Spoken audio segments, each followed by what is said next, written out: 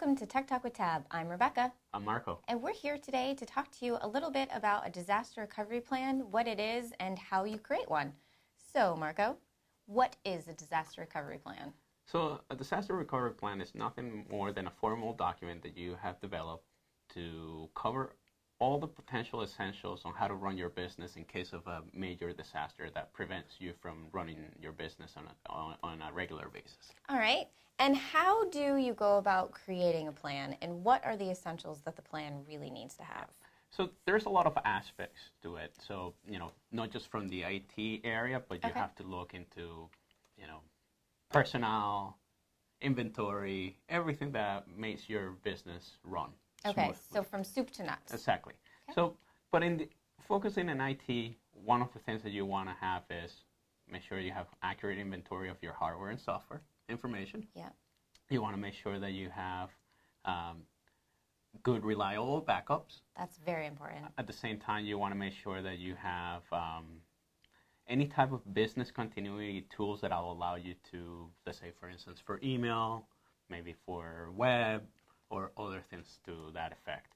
At the same time, you want to make sure that you have a team in place that allows them to create this plan, figure out what is truly a disaster, categorize it as such, and make sure that they contact and communicate with all the individuals in the company and vendors in that effect. That's a really good start to a plan. Yeah. So some of the things that you touched upon, business continuity, having proper backups, and I think one of the other things that's important is proper power management. Exactly, that's correct. So some of the things that we offer to our clients, and we have done videos on these, so if you haven't gotten a chance to see them, you might want to. So proper power management, having a UPS that will properly shut your server down in the wake of a disaster. Exactly. It's extremely important.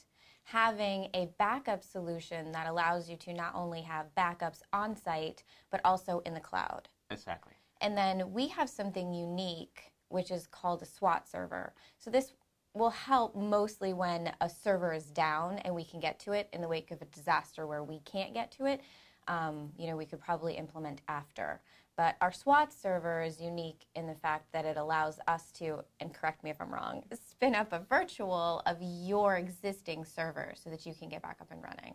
Exactly, and it's something that's temporary. Yes. It allows you to continue running your business, and we can then work on repairing your server, at a different time. That's great. And then the other thing that you mentioned too is email.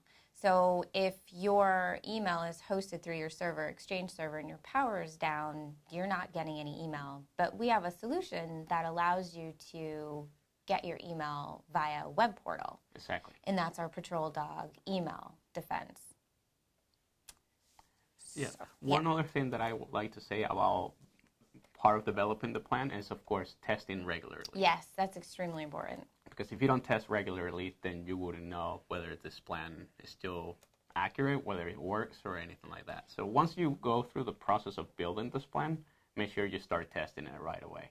And there will be times that you're going to have to go back to the drawing board. Yeah, it's extremely important to have the tools in place to allow you to test your disaster recovery plan first and build a strong team, a team of employees that can really take charge during a disaster.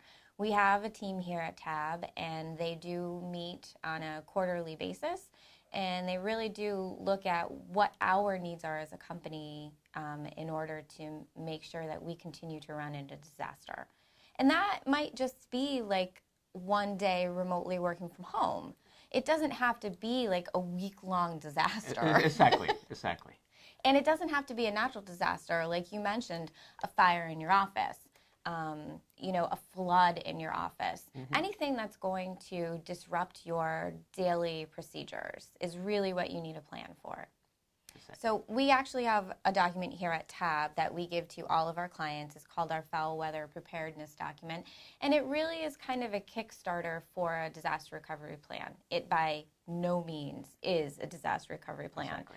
But it'll give you a lot of great pointers and tips for you to include in your disaster recovery plan. Basically, it's like an outline. And we will link this document in our comment section. So if you're not a TAB client, you can, at least have something to start your disaster recovery plan with. Yeah, and some of the topics that they're covering there is, of course, having who's your IT provider. Yes. In a sense, us.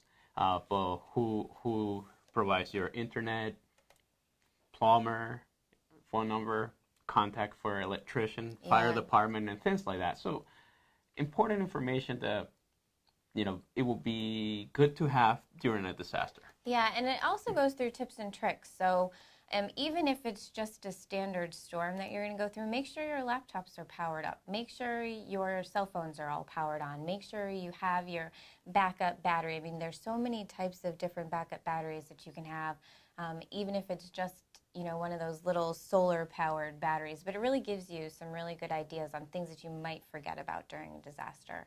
Exactly. We all run out to the store to get bread and milk, but do we make sure that our electronics are powered on? Do we make sure that we have a solution for when we might be without power or when a disaster might happen? And these are things that we do need to think about. Exactly. So, and then lastly, to summarize, it's important to have a plan. If you don't have a plan, then when disaster happens, then you may forget certain things because you're being just reactive. Yes. Instead of being proactive by having a plan and having an outline of exactly what you're supposed to follow and do. It's very true. So there's quite a bit of information that we covered here today, and we will definitely put up some links in our comment section. But if you do have any questions, feel free to reach out to us. You can find us all the time online at tabinc.com. You can also like us on Facebook and follow us on Twitter, and definitely subscribe to our YouTube channel so you don't miss another exciting Tech Talk with Tab. Thank you. Thank you.